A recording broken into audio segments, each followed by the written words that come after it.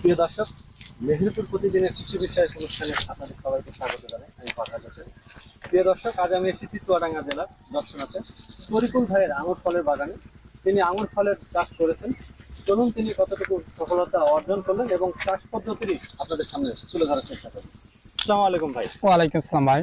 ভাই কেমন আছেন আপনি? আলহামদুলিল্লাহ, আল্লাহ ভালো রেখেছে ভাই। আমরা আপনার আঙুর বাগানে আসলাম। জি। এখানে আসার পর আমার কাছে বেশ ভালো লাগছে। জি। তো আপনার কাছে একটু গল্পটা জানতে চাই, কি চিন্তা ভাবনা থেকে আঙুর চাষ করলেন এবং কি মনে হচ্ছে আপনার কাছে? ভাই, আমি অনেক দিন যাবতই এই আঙুর নিয়ে কাজ করি। মানে আঙুর চাষ করা আমার খুব স্বপ্ন ছিল। হ্যাঁ, ছোটবেলা থেকে আঙুর চাষ করা খুব স্বপ্ন। আঙুর, আনার, মানে বেদানা, হ্যাঁ আপেল। আমি কিন্তু অলরেডি আপেল চাষও একটা করেছি। হ্যাঁ, মনে করেন যে আপেল চাষ আছে, আমার আঙুর চাষ আছে, আনার চাষ আছে।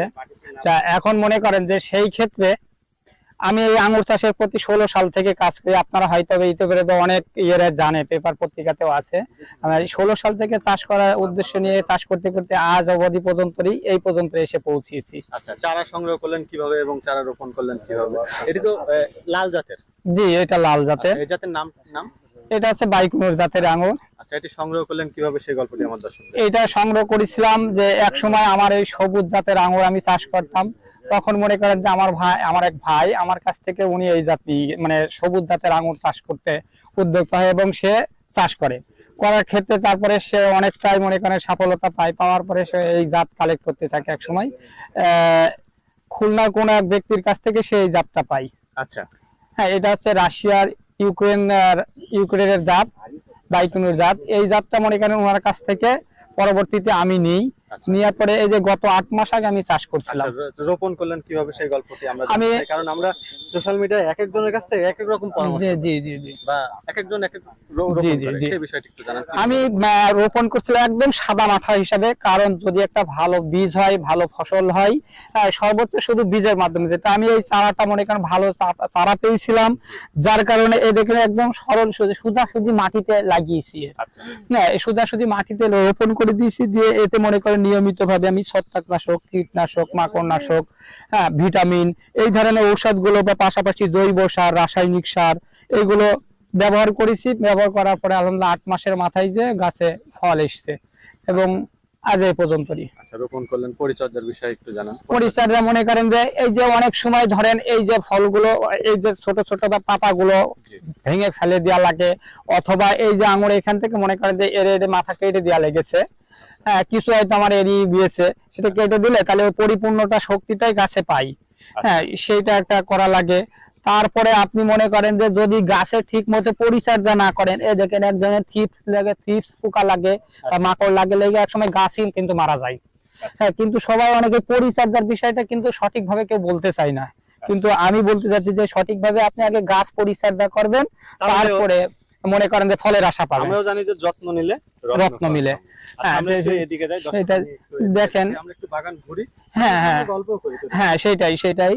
আপনি বললেন যে 2016 সাল থেকে আমি আঙুর চাষে চাষ করছেন। জি জি। কতদিন পর সফল হলেন তাহলে বলা যায়? আলহামদুলিল্লাহ, মনে করেন যে আমার লক্ষ্যমাত্রা আমার লক্ষ্যমাত্রা 26, তাহলে 6 আর ওদিকে 4, তাহলে বলা যায় 10 বছর পরে আপনি আঙুর জি জি জি সফলতা পেলাম। আমরা এমনটি বলতে পারি। জি জি। আচ্ছা, তো এই যে 10 বছর পর আপনি এই যে এই পর্যন্ত আসলেন, আপনার স্বপ্ন পূরণ হচ্ছে আমি বলতে পারি। জি জি জি, আলহামদুলিল্লাহ। কেমন লাগছে আপনার কাছে? আলহামদুলিল্লাহ, খুব ভালো লাগছে আমার। যে এমনকি মনে করেন আমি এটাই বলতে চাচ্ছি যে আমার মতে প্রত্যেকটা চাষি যদি এইভাবে আঙুর চাষ করে বা নতুন উদ্যোক্তারা যদি এইভাবে, বেকার যুবকরা, বেকার যারা আছে এরা যদি সবাই এইভাবে আঙুর চাষ করে, তাহলে আমাদের দেশে বাইরের থেকে আমদানি করা লাগবে না, বরং আমরাই রপ্তানি করতে পারবো। আমাদের দেশের অর্থ দেশেই থাকবে এবং দেশের মানুষ আর্থিক দিকে আরো লাভবান হবে। আচ্ছা, এই যে আঙুর চাষ করেছেন, কি মেসেজ দিয়েছে? তরুণ অনেক উদ্যোক্তা আমাদের দেশে এখন ফল চাষে অনেকেই কমলা চাষ করছে, মালটা চাষ করছে, ড্রাগন চাষ করছে। তো অনেকেই এই আঙুর দেখার পরে আমার মনে হয় অনেকে চাষ করার আগ্রহ জাগে। জি জি, আগ্রহ জাগে। কি মেসেজ দেওয়ার আছে সেই মেসেজটি আমার দর্শকদেরকে আপনি দিন। আমি তাদের এখানে যাই, তরিকুল ভাই এখানে আসেন।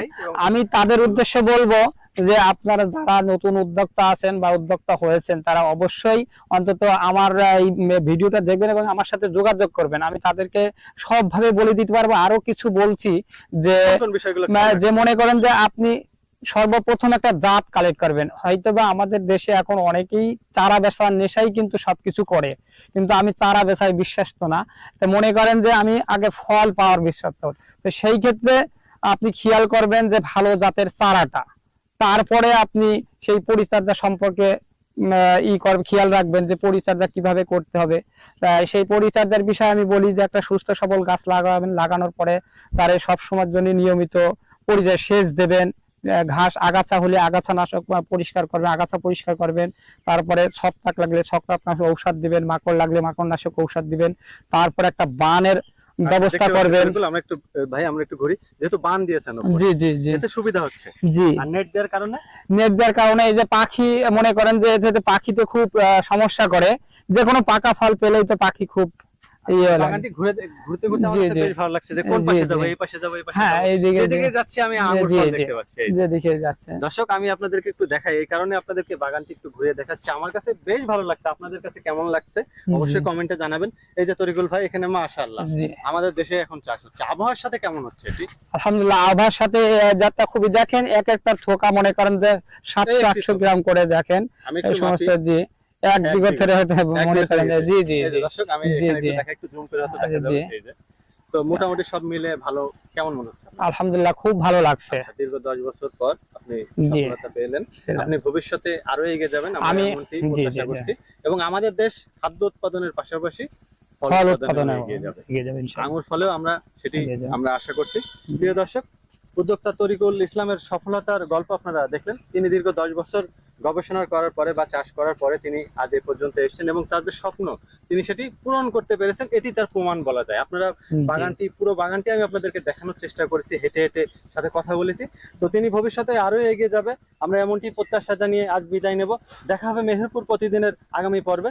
সেই পর্যন্ত আপনারা সকলে ভালো থাকুন, সুস্থ থাকুন এবং মেহেরপুর প্রতিদিনের সঙ্গে থাকুন। ধন্যবাদ সবাইকে।